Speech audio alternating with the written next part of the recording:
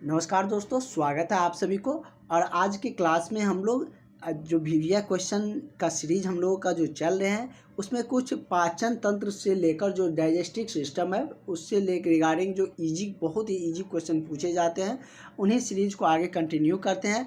और बहुत ही important question हम लोग देखेंगे, क्योंकि मिडवाइफरी लगातार जब चल रहे थे तो आप लोगों को थोड़ा सा लग रहा था कि थोड़ा हार्ड क्वेश्चन आ रहे हैं, क्योंकि मिडवाइफरी में थोड़ा क्वेश्चन रहता भी है अपर लेवल का। तो इसलिए हम बीच बीच में आप लोगों को ऐसे इजी वाला भी टॉपिक लाएंगे जिससे कि बहुत ही इजी क्वेश्चन पूछ लिए जाते हैं और हर एक एएनएम के एग्ज़ाम में आते हैं, एएनएम जीएनएम के एग्ज़ाम में। तो इसके बारे में हम लोग पूरी डिटेल्स में जानेंगे ताकि आपको एक भी क्वेश्चन नहीं छूटे, क्योंकि ये बहुत ही इजी टॉपिक है। अगर इजी टॉपिक से आप क्वेश्चन छोड़ के आते हैं एग्ज़ाम में तो आपका सिलेक्शन वहीं रुक जाता है।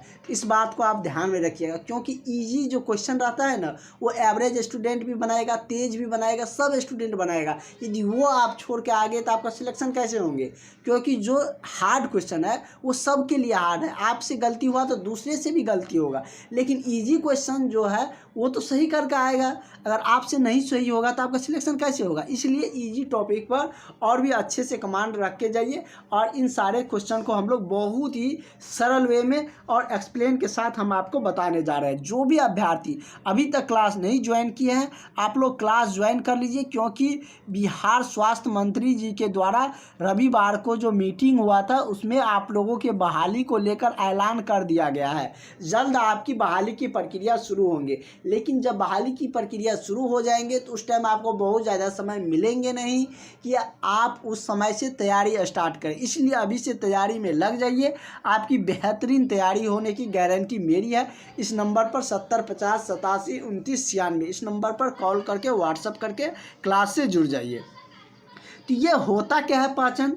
मतलब कि कह रहे हैं कि मनुष्य में पाचन की क्रिया कहाँ से आरंभ होते हैं? जब आप कोई भोजन लेते हैं, कोई भी आहार ग्रहण करते हैं तो आप ऐसे तो है नहीं कि आप मतलब कि डायरेक्ट गिर जाते हैं। गिर भी जाते हैं तो वो पाचन तो स्टार्ट होंगे ना, तो वो कहाँ से होते हैं? तो सबसे पहले आप भोजन कहाँ लेते हैं?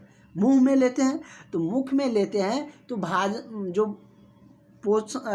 जो मनुष्य जो भोजन करते हैं तो उसका पाचन की क्रिया कहाँ से स्टार्ट होगी? जब आप आहार जो ग्रहण करते हैं वो मुख से लेते हैं तो स्टार्ट भी वहीं से होंगे, क्योंकि मुख में ही आपका जो दांत मिला है। जैसे दांत भी बहुत प्रकार के होते हैं, चवर्णक दांत होते हैं, अर्धचवर्णक होते हैं, इंसियर दांत होते हैं। तो ये सब दांत के जो एक दांत फाड़ने का काम करते हैं, एक चीरने का काम करता है। उसके बाद हमारे मुंह में थोड़ा सा क्या करते हैं, जो भी अन्न लेते हैं उसको छोटे छोटे टुकड़ों में तोड़ देते हैं, उसके बाद अंदर जाता है। तो हमारा जो भोजन का जो पाचन की क्रिया प्रारंभ होती है वह कहाँ से हो जाता है? तो मुख से ही हो जाते हैं। कहाँ से हो जाता है? मुख से ही हो जाते हैं। इसलिए आपका ऑप्शन सही कौन हो जाएगा? ऑप्शन नंबर आपका सी इसका सही आंसर हो जाएगा। और इसके बारे में हम लोग डिटेल्स में जाने तो पाचन तंत्र क्या होता है ये भी हम लोग जान लेते हैं। ये पाचन तंत्र क्या होता है? पाचन तंत्र, पाचन एक्सप्लेन के साथ हम, ताकि आपको 20 क्वेश्चन भी करवाएंगे और पूरी ऐसी थ्योरी पॉइंट बता देंगे जिससे आपकी कोई भी क्वेश्चन छूटे नहीं। पाचन तंत्र उसे वैसे अंग को कहते हैं, उसे आप लिखना चाहते हैं तो लिख भी सकते हैं। पाचन तंत्र वैसे अंग को कहते हैं जो भोजन को पचाने में सहायक होते हैं। हम आपको पढ़ाते ही नहीं, सिर्फ याद करवाते भी चलेंगे आपको।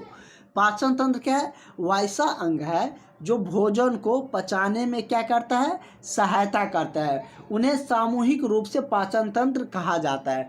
जो भी अंग हमारे भोजन को पचाने में सहायक करेगा वो पाचन तंत्र कहलाएगा। बहुत सारे पाचन तंत्र होते हैं, जैसे मुख में होता है ग्रास नली, आमाशय, छोटी आंत, बड़ी आंत, पीत से भी मतलब पित्ताशय से पीत यकृत जो किडनी है उससे पीत निकलता है, बनाता है, उसके द्वारा वो भी हमें पाचन क्रिया में सहायक होते हैं। कौन किसका पाचन करता है उसके बारे में भी हम लोग डिटेल्स में जानेंगे कि प्रोटीन का पाचन कौन करता है, सुक्रोज का पाचन कौन करता है, वसा का पाचन कौन करता है। ये सब क्वेश्चन आपको आगे देखने को मिलेंगे। तो चलिए अगला क्वेश्चन पर हम लोग बढ़ते हैं। कोई डाउट अब आप लोगों को होनी नहीं चाहिए। पाचन तंत्र को दो भाग में बांटा जाता है, एक आहार नाल और एक पाचक ग्रंथि। एक तो जो एनिमिलेटरी जो कैनल होता है वो एक डाइजेस्टिव ग्लैंड्स होते हैं, मतलब कि आहार नाल और पाचक ग्रंथि दो भाग में उसको बांटा जाता है। अगला क्वेश्चन कह रहा है कि मानव में पाचन नली लगभग कितने फीट होती है। मानव में पाचन नली की बात करें तो पाचन नली सब में अलग होते हैं, मानव में अलग होते हैं और जानवरों में अलग होते हैं। तो मानव में जो पाचन नली होती है उसकी लंबाई की बात करें तो वो कितना होते हैं, 32 फीट होते हैं। फीट में है ये, यहाँ पे लिखा भी है लगभग कितना फीट होते हैं, तो 32 फीट होते हैं। वही दूसरा यूनिट में पूछ लिया जाए, आपसे पूछा जाए कि ये मतलब मीटर में कितना होंगे, तो ये लगभग 8 से 10 मीटर होते हैं। कितना होते हैं, 8 से 10 मीटर होते हैं, क्योंकि 1 मीटर में 3 फीट के आसपास होते हैं, तो इसलिए मतलब कि 8 से 10 मीटर के आसपास में मतलब कि लंबाई होते हैं। अगर दो तरह से पूछेगा तो आप बना के आइएगा, ये नहीं कहिएगा कि सर ये नहीं मिला, हम आपको बता दे रहे हैं। अगर पूछेगा कि पाचन में मानव की जो पाचन नली है वो लगभग कितना फीट लंबा होता है या कितना लंबा होता है, ऑप्शन यदि फीट में दिया है 16 फीट, 18 फीट, 22 फीट, 32 फीट, तो आप 32 फीट टिक करके आइएगा। वही यदि आपको मीटर में दिया है, ऑप्शन ये नहीं दिया रहेगा 10 मीटर, 15 मीटर, 32 मीटर भी दिया रहेगा, तो कंफ्यूज मत करिएगा। मीटर में 32 नहीं होगा, मीटर में 10 मीटर और फीट में 10 फीट, क्योंकि 1 फीट बराबर कितना होता है, 1 मीटर में कितना फीट होते हैं, तो 1 मीटर में आपका 3 फीट के आसपास लगभग इतना होता है अप्रॉक्स।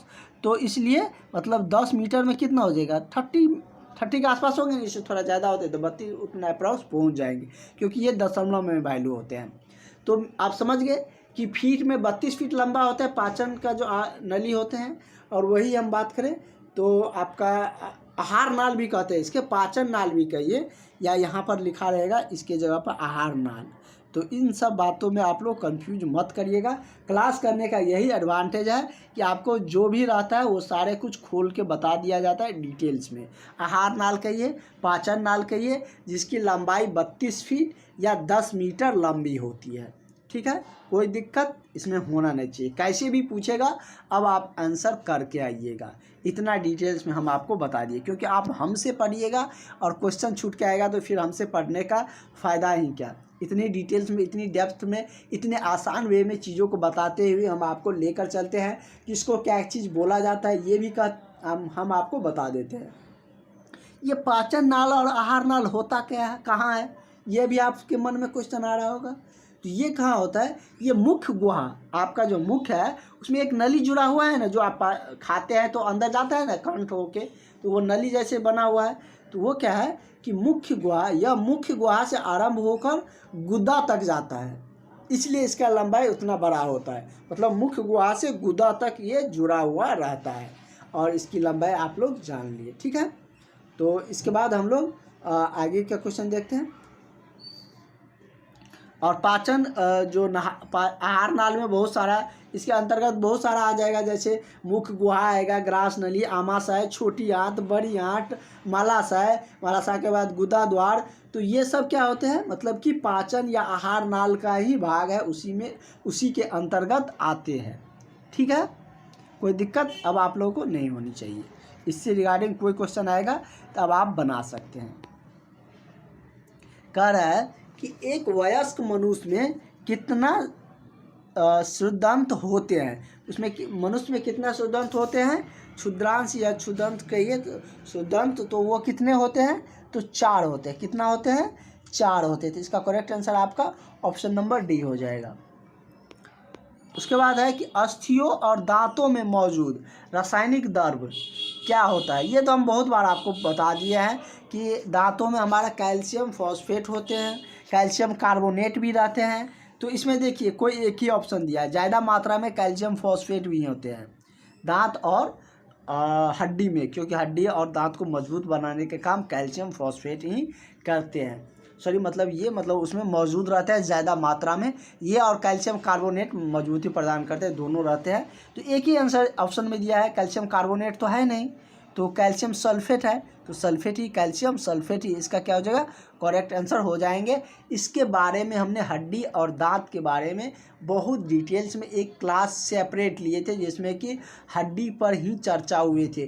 कितने हड्डी है, कौन सी बड़ी हड्डी है, हड्डी को क्या पोषण तत्व की ज़रूरत होती है, छोटी हड्डी कौन है, दो हड्डी को जोड़ने का काम किसका है, जैसे लिगामेंट दो हड्डी को जोड़ते हैं, एक हड्डी और मांसपेशी को टेंडम जोड़ते हैं। ये सारी चीज़ें हम आपको बता चुके हैं। एक सेपरेट क्लास, इसलिए सारे टॉपिक का एक एक सेपरेट क्लास देते जा रहे हैं आपको, कि ताकि आपको कोई कन्फ्यूजन ना रहे कि हमें ये इस टॉपिक में कन्फ्यूजन है, यहाँ से ये क्वेश्चन आते हैं तो हमको यहाँ पर दिक्कत है।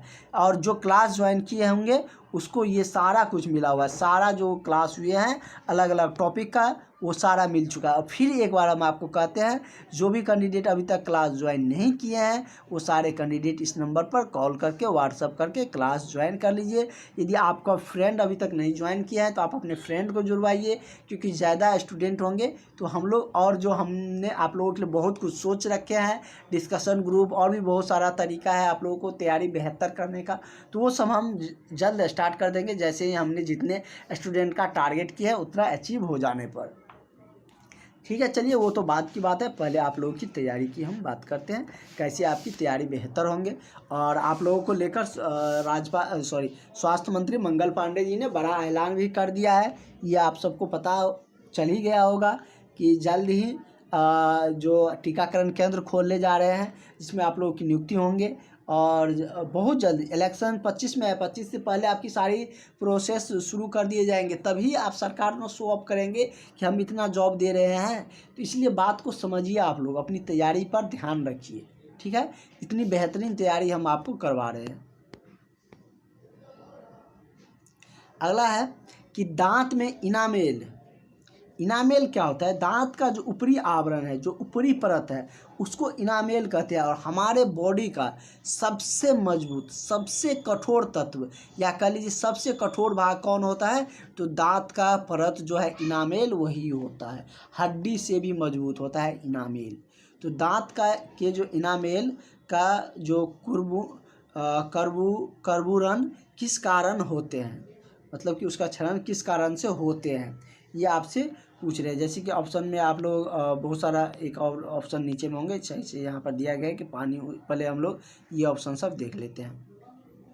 कारण कि पानी के उच्च मात्रा में क्लोरीन के कारण, पानी में उच्च मात्रा में नाइट्रोजन के कारण, मतलब उसका क्षरण या उसका नाश समझिए कि दांत के इनामेल का क्षरण या नाश किस कारण से होता है।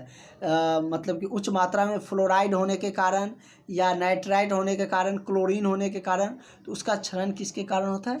तो अधिक मात्रा में फ्लोराइड पानी में अगर रहता है, देखते हैं ना कि मतलब कि कहते हैं ना कि इसके पानी में, यहाँ गांव गए थे हम, इस गांव, इसके गांव के पानी में ज़्यादा आयरन की मात्रा, आयरन मतलब फ्लोरीन, एफ ही रहता है ना, आयरन का फॉर्मूला एफ ही होता है, वही फ्लोराइड का मतलब कि फॉर्मेशन करता है। तो मतलब कि फ्लोरीन, उसमें आयरन की मात्रा है, तो वो क्या आपके दांत पीलापन हो जाता है ना। आप कहीं नाना के यहाँ, फूफा के यहाँ, मौसी के यहाँ, या किसी रिलेटिव दोस्त या किसी के यहाँ जाते हैं, तो अक्सर कहीं अगर आपका वहाँ पे पानी में अगर फ्लोरीन ज़्यादा है, फ्लोराइड, तो आपके दांत थोड़ा पीलापन होने लगता है। दांत पर ऊपरी परत जो है इनामेल का ऊपरी परत, उसमें देखते हैं थोड़ा सा पीलापन या हल्का सा मतलब कि उसमें रिट्ठी जैसे होने लगता है, काला काला धब्बा जैसे, तो ये सब होने लगता है। तो आप कहते हैं कि यहाँ के पानी में बहुत आयरन है, तो वही है।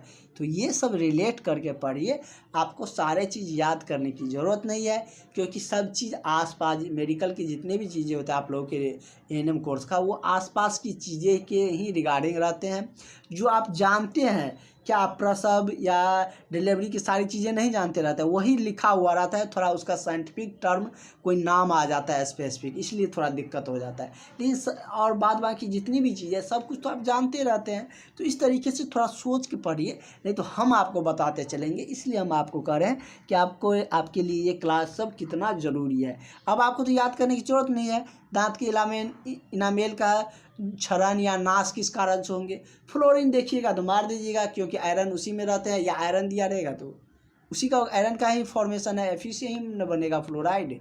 तो मतलब कि पानी में उच्च मात्रा में फ्लोराइड होने के कारण ही दांत का जो इनामेल है उसका क्या होता है, कर्बूरन या नाश या कुछ भी लिखा रहेगा, मतलब कि कर्बूरन वही समझिए नाश या क्षरण होना, उसका क्षरण मतलब कि उसकी मतलब कि टूटना, या हल्का मतलब कि उसमें हल्का हल्का मतलब कि झड़ जाना, ये सब क्या है, तो इसके फ्लोराइड के कारण होते हैं। कोई दिक्कत? ऑप्शन नंबर इसका सी सही हो जाएगा। ठीक है, चलिए आगे के क्वेश्चन हम लोग देखते हैं। आज की क्लास में मज़ा आ रहा है ना? क्योंकि हमें भी लग रहा था आप लोग को मिडवाइफरी पढ़ते पढ़ते थोड़ा बोरिंग लग रहे हैं, तो अब ये और इसके बाद हम लोग 3-4 क्लास अब 5 क्लास कंटिन्यू रखेंगे कम्युनिटी हेल्थ नर्सिंग का। बीच में फिर हम लोग का आ जाएगा हेल्थ प्रमोशन, तब मेंटल हेल्थ करेंगे। इस तरीके से बीच में सीरीज में चलेंगे, मतलब कि चेन वाइज इसमें थोड़ा इससे थोड़ा इस टॉपिक से करते करते कवर अप कर लेंगे पूरा सिलेबस का।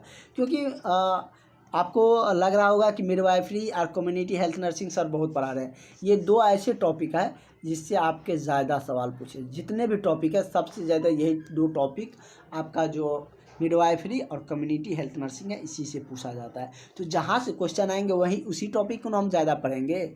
क्योंकि आप हमारे पास पढ़ने आए तो आप हमारे जो अनुभव है, हम इतने एग्ज़ाम को सारे क्वेश्चन देखते हैं, सारे कुछ को एनालाइज करते हैं, तो उसका फ़ायदा तो आपको मिलना चाहिए ना। तो यही सब बताएंगे तभी ना आपको पता चलेगा कि किस टॉपिक से कितना पढ़ रहे हैं। आप लोग सुनते होंगे या देखे भी होंगे अपने दोस्त या किसी को कि कोई ऐसा भी रहता है जो कम पढ़ता है लेकिन उसका सिलेक्शन हो जाता है, रिजल्ट हो जाता है। तो उसका यही सब रीज़न है, वो देखता है, एनालाइज करता है कि किस टॉपिक से कितना क्वेश्चन आता है, कहाँ से क्वेश्चन पूछे जा रहे हैं। तो यही सब उसको मतलब कि जल्दी एग्ज़ाम निकालने में हेल्प करता है, और यही सब चीज़ें हम बताते हैं। और इसीलिए आपको क्लास ज्वाइन करना बहुत इम्पोर्टेंट हो जाता है, क्योंकि खुद से आपको ये पता नहीं चलेगा कि किस टॉपिक पर हमको कितना समय देना है, कहाँ से क्वेश्चन आएंगे, और बहुत सारे से टर्म भी होंगे जिसको आप लोग नहीं भी जानते होंगे। ठीक है, तो आगे का क्वेश्चन कर रहा है, मनुष्य के जीवन काल में कितने दांत 2 बार विकसित होते हैं? ऐसे कितने दांत हैं जो आपका 2 बार आते हैं, मतलब दोबारा आते हैं? कितने दांत टूट के आते हैं? वैसे तो आपके कितने दांत होते हैं, मतलब कि 32 दांत हैं। कितने दांत? तो 32 दांत मतलब कि होते हैं, सब में होता है। लेकिन अगर देखा जाए आपके पूरे जीवन काल में कि आपके मौत मुंह में कितने दांत आए, कुछ दांत तो ऐसे भी है कि जो आए बचपन में ही चला गया। टूटता है ना, सबका दांत टूटता है। कब तक?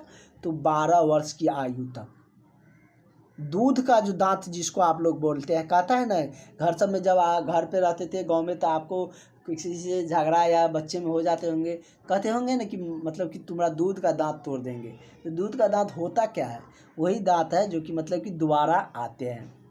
और ये किस अवस्था में मतलब कि आते आते मतलब उसके बाद नहीं आता है?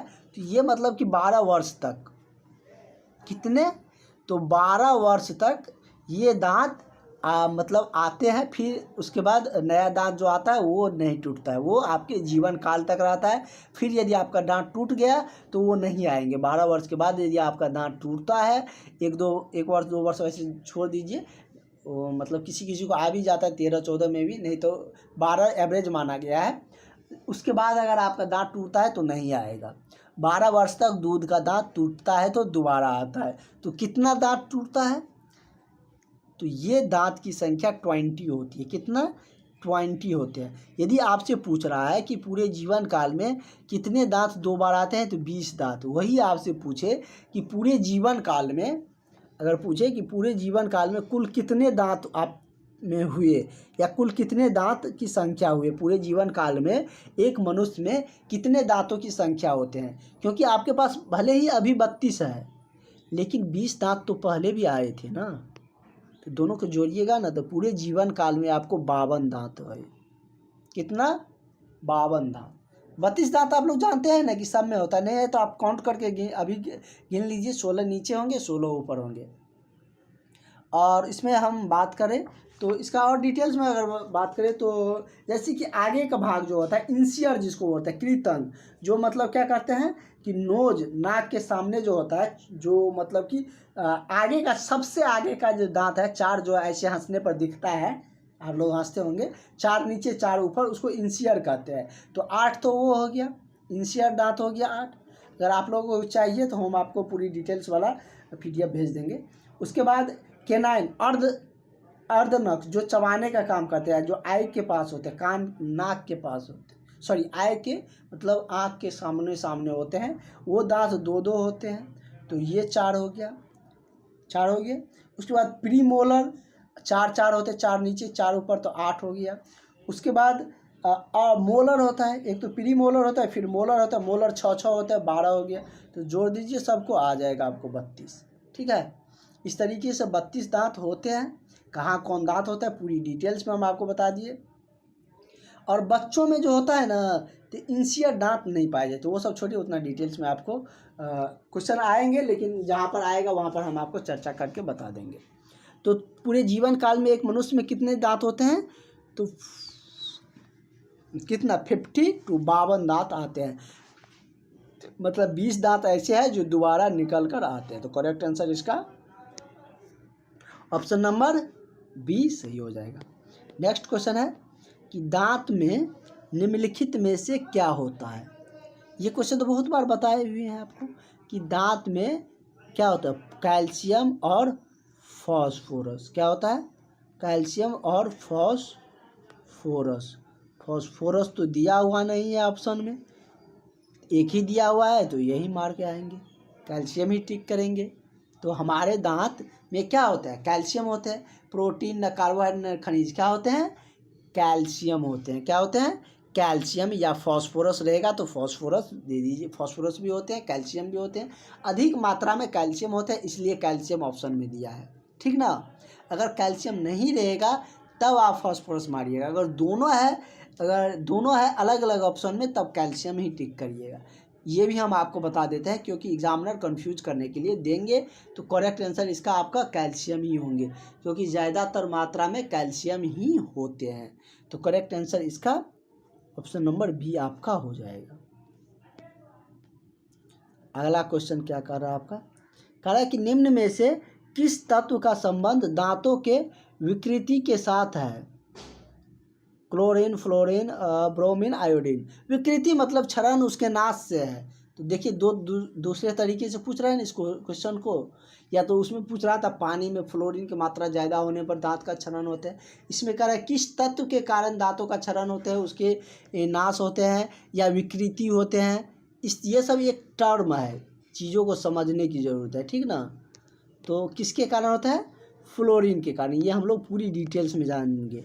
अब कैसे भी क्वेश्चन घुमा फिरा के पूछेगा, फिर भी अब आप आंसर करके आइएगा। ऐसे हम आपको बता दिए हैं, ऐसे आपको कहीं भी आपको क्लास में नहीं बताया जाएगा। जितनी डिटेल्स में हम आपको, जितनी एक्सप्लेन के साथ, जितने इजी वे में आपको समझा के बता रहे हैं। तो आप लोग ज़रूर क्लास अटेंड करिए। जो भी अभ्यर्थी अभी तक क्लास नहीं ज्वाइन किए हैं, वो सारे अभ्यर्थी से रिक्वेस्ट है कि आप लोग क्लास ज्वाइन कर लीजिए। आपके लिए बहुत ही महत्वपूर्ण क्लास चल रहे हैं। इस क्लास से निश्चित ही आपके एग्ज़ाम में सारे क्वेश्चन मिलेंगे, जो भी हम आपको बताएंगे, जो भी आपको PDF मिलेगा। और जो आपके दोस्त है उसके पास भी शेयर करिए, उससे भी क्लास में ऐड करवाइए, जुड़वाइए, ताकि आपके फ्रेंड रहेंगे तो आपको डिस्कशन ग्रुप में उसके साथ अटैच करेंगे और आपको डिस्कशन का वहाँ पर लाभ मिलेगा, और उससे आपकी तैयारी क्या होंगे, बेहतरीन होंगे। ठीक है, अगला क्वेश्चन कर रहा है कि दांत के छाये को रोकने के लिए अधिकांश टूथपेस्ट में क्या होता है, मतलब अधिकांश टूथपेस्ट में क्या मिलाया जाता है। अधिकांश टूथपेस्ट में क्या मिलाया जाता है, तो छाये को रोकने के लिए क्या मिलाया जाता है, फ्लोराइड को, मतलब कि उसमें एंटीसेप्टिक के रूप में मिलाए जाते हैं। उसमें फ्लोरीन मतलब उसको नाश करता है, उसके और छाये को रोकने के लिए फ्लोराइड को मिलाया जाता है। हालांकि एक वयस्क मानव में सामान्यतः होते हैं, वही चवर्णक बोले थे ना, दांत का ही नाम है। तो चवर्णक जिसको मोलर कहते हैं, मतलब बोले थे ना कि 6 चवर्णक होते हैं।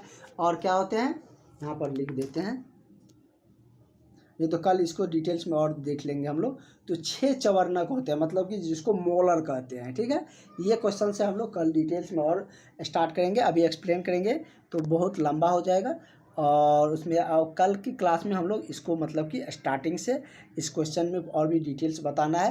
प्री मोलर, मोलर क्या होता है, इंसियर क्या होता है, कैनाइन क्या होता है, तो कल के क्लास में पूरी डिटेल्स में इसके बारे में चर्चा करेंगे। तो चलिए मिलते हैं नेक्स्ट क्लास में। आज के लिए इतना काफ़ी है। Thank you for watching. और जो भी अभ्यर्थी अभी तक नहीं ज्वाइन किया क्लास ज़रूर ज्वाइन कर लीजिएगा। Thank you.